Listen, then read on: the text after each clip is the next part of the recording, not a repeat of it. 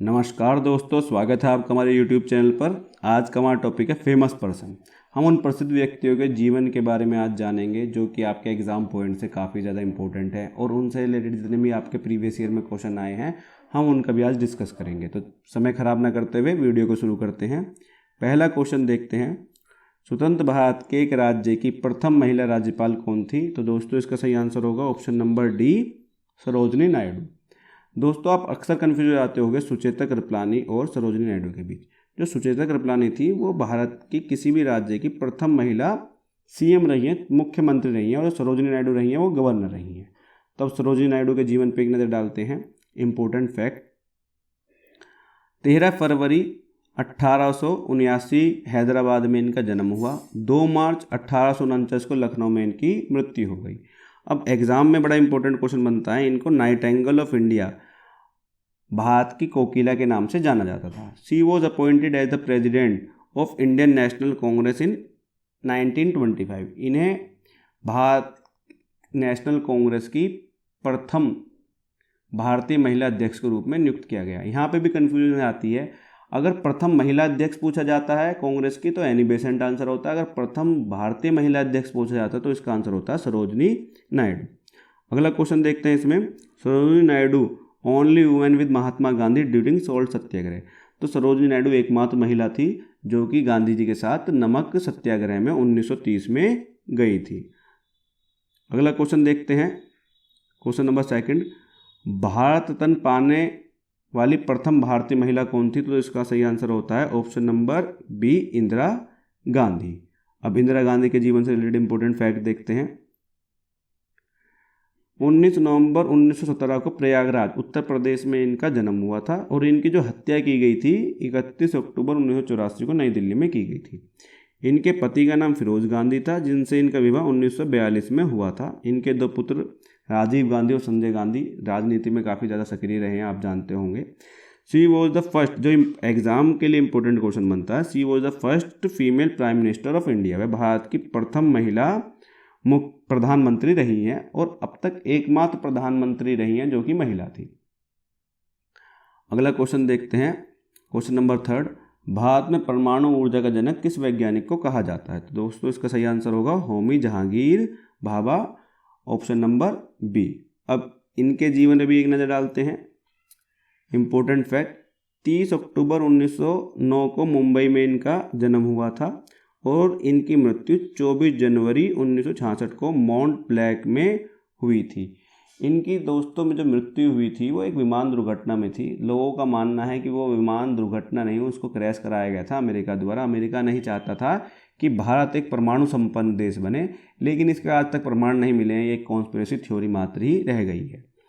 इनके द्वारा लिखी गई पुस्तक का नाम था Homi Bhabha as artist, a selection of his painting, drawing and sketch.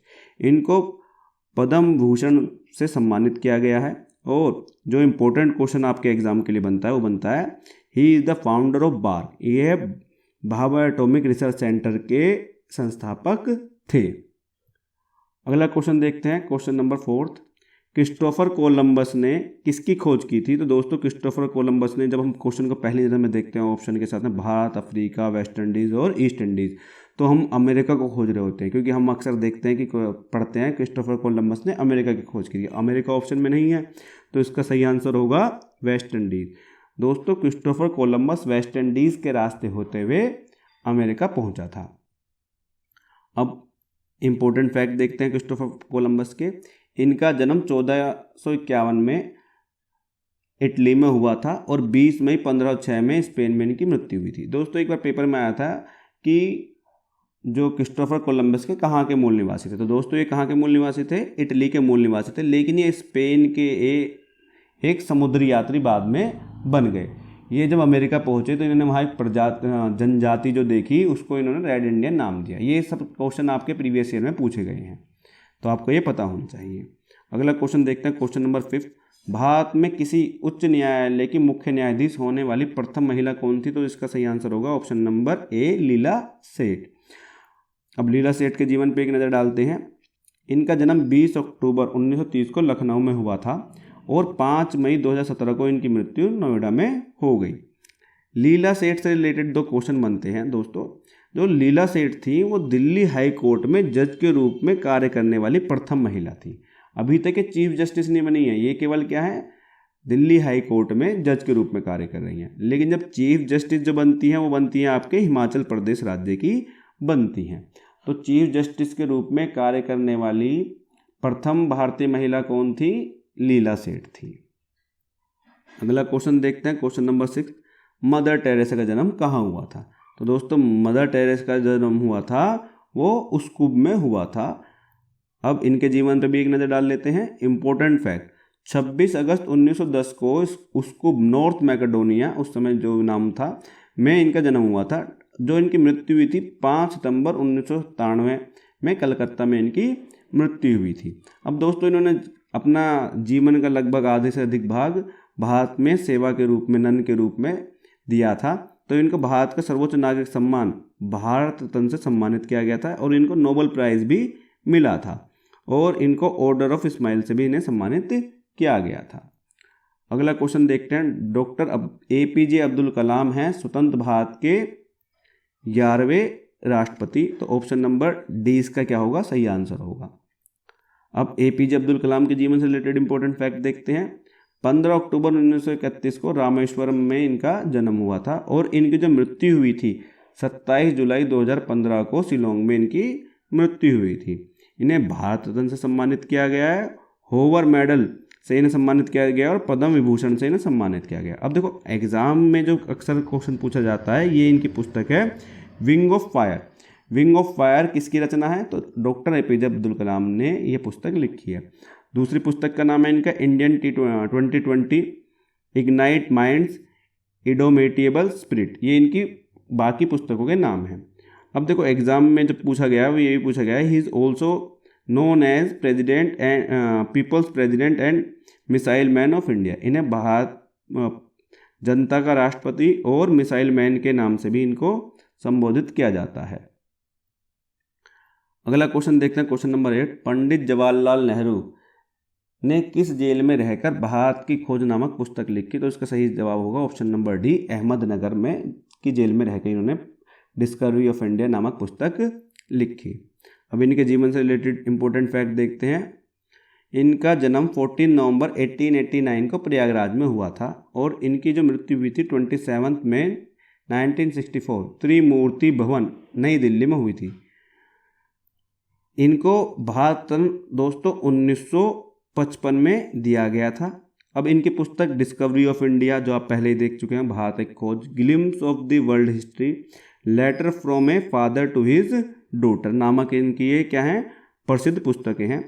First PM of India, ये भारत के आज़ाद भारत के प्रथम प्रधानमंत्री थे और इनका जो कार्यकाल था serve as the longest time period, और इनका कार्यकाल प्रधानमंत्री के पद पर सबसे लंबा रहा है। अगला क्वेश्चन देखते हैं, question number 9, doctor Verghese Kurien निम्न में से किससे जुड़े हैं? तो दोस्तों ये जुड़े हैं आपके operation flood. Option number B इसका सही आंसर होगा। अब वर्गीस कुरियन के जीवन से रिलेटेड फैक्ट देखते हैं। इनका जन्म 26 नवंबर 1921 को कोजी में हुआ था। 9 सितंबर 2012 को इनकी नादिया में मृत्यु हो गई थी।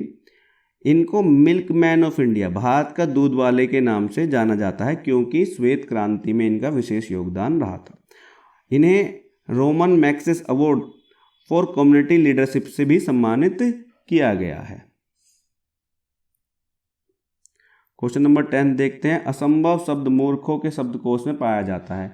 यह प्रसिद्ध उक्ति किसकी थी? तो दोस्तों ये प्रसिद्ध उक्ति थी नेपोलियन बोनापार्ट की, ये उक्ति थी। अब नेपोलियन बोनापार्ट के जीवन से रिलेटेड इंपॉर्टेंट फैक्ट देखते हैं।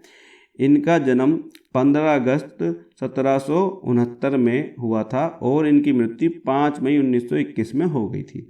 Napoleon Bonaparte was a French military and political leader who rose the prominence during the French Revolution and led several successful campaigns during the Revolutionary Wars।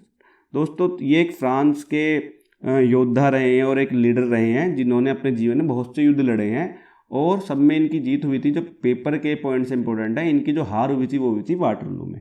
तो Napoleon Bonaparte की हार कहाँ हुई थी? Waterloo में हुई थी। आज की वीडियो में दोस्तों इतना ही। जल्दी अगली वीडियो मिलेंगे। Thank you for watching our video. Please like and subscribe.